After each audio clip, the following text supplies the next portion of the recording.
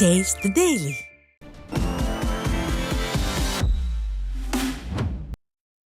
திருச்சி மாவட்டம் துறையூர் நகராட்சியுடன் மதுராபுரி ஊராட்சியை இணைப்பதற்கு எதிர்ப்பு தெரிவித்து பொதுமக்கள் மாவட்ட ஆட்சியர் அலுவலகத்தில் மனு அளித்தனர். மதுராபுரி ஊராட்சியை துறையூர் நகராட்சியுடன் இணைப்பதால் வீட்டு வரி உள்ளிட்ட அனைத்து வரிகளும் பல மடங்கு உயரும் என்றும் பொதுமக்கள் குற்றம் சாட்டியுள்ளனர்.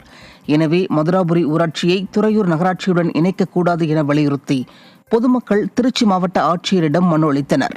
திறனற்ற திமுக அரசு தொடர்ந்து மக்கள் விரோத செயல்களில் ஈடுபடுவதாக பொதுமக்கள் குற்றம் சாட்டியுள்ளனர். செங்கல்பட்டு மாவட்டம் சித்தாமூர் அருகே சேதமடைந்த சாலையை சீரமைக்க வேண்டுமென பொதுமக்கள் வலியுறுத்தியுள்ளனர். ஈசூர் கிராமத்திலிருந்து மதுராபுதூர் செல்லும் தார் சாலை முறையான பராமரிப்பின்றி பள்ளங்கள் ஏற்பட்டு சேதமடைந்துள்ளது. மேலும் சாலை முழுவதும் குண்டும் குழியுமாக உள்ளதால் பொதுமக்கள் மற்றும் வாகன ஓட்டிகள் கடும் அவதியடைந்து வருகின்றனர். இதுகுறித்து பலமுறை அதிகாரிகளிடம் புகார் அளித்தும் இதுவரை நடவடிக்கை எடுக்கவில்லை என அப்பகுதி மக்கள் குற்றம் சாட்டியுள்ளனர். திறனற்ற திமுக அரசு மக்கள் நலனில் அக்கறையில்லாமல் செயல்படுவதாக பொதுமக்கள் குற்றம் சாட்டியுள்ளனர். கரூர் மாவட்டம் வெள்ளியணை அருகே வீட்டின் முன்பு வீசப்பட்ட பச்சிளம் குழந்தை பரிதாபமாக உயிரிழந்த சம்பவம் அப்பகுதியில் சோகத்தை ஏற்படுத்தியுள்ளது. வெள்ளியணை அடுத்த கே ஆலமரத்துப்பட்டி பகுதியைச் சேர்ந்த மணிபாரதி என்பவரது வீட்டின் முன்பு பிறந்து 14 நாட்களே ஆன பெண் குழந்தை ஒன்று அழுத நிலையில் கிடந்துள்ளது.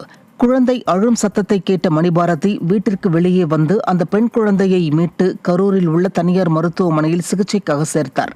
மருத்துவமனையில் சிகிச்சை பலனின்றி அந்த பெண் குழந்தை பரிதாபமாக உயிரிழந்தது. ஸ்டாலின் அரசு தொற்றில் குழந்தை திட்டம் குறித்து முழுமையாக விழிப்புணர்வை ஏற்படுத்தி அதனை செயல்படுத்தினால் இத்தகைய அவலம் நேராது என மக்கள் வேதனை தெரிவித்திருக்கின்றனர்.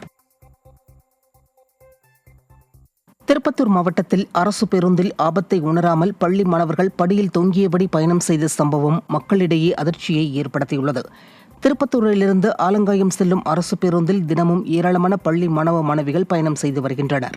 இந்த நிலையில் இந்த பேருந்தில் பள்ளி மற்றும் கல்லூரி மாணவர்கள் ஆபத்தை உணராமல் படிகளில் தொங்கியபடி பயணம் செய்கின்றனர். மேலும் இப்பகுதியில் போதிய பேருந்துகள் இயக்கப்படாததாலேயே மாணவர்கள் இதுபோன்ற படிகளில் பயணம் செய்வதாக மக்கள் குற்றம் சாட்டியுள்ளனர்.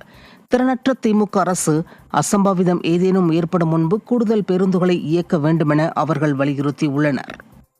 கடலூர் மாவட்டம் புவனகிரி அருகே சாலை பராமரிப்பு என்ற பெயரில் சாலையோரம் தோண்டப்பட்ட பள்ளங்களால் வாகன ஓட்டிகள் அவதிக்குள்ளாகி வருகின்றனர். பாழ்வாய்க்கால் பகுதியில் சேத்தியாத்தோப்பிலிருந்து காட்டுமன்னார் கோவில் செல்லும் சாலை உள்ளது.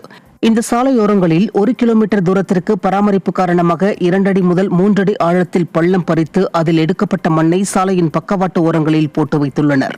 நெடுஞ்சாலைத்துறையின் இந்த பொறுப்பற்ற செயலால் வாகன ஓட்டிகள் சாலையோரம் செல்லும் போது விபத்தில் சிக்கும் அபாயம் ஏற்பட்டுள்ளது.